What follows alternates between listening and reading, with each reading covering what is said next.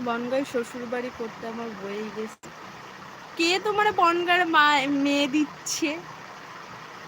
সব পাগলি। ভালো, তাহলে সেই পাগলিদের লাইফে কেন আসো তোমরা?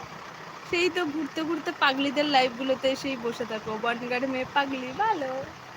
আর যাই হোক, পাগলি তো, অন্য কিছু তো না।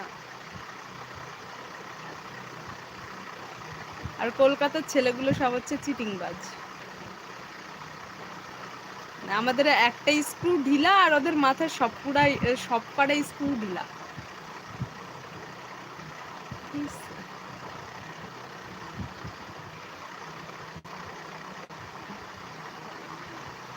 143 112 मेरा इंस्टा आईडी भाभी अपलोड करो।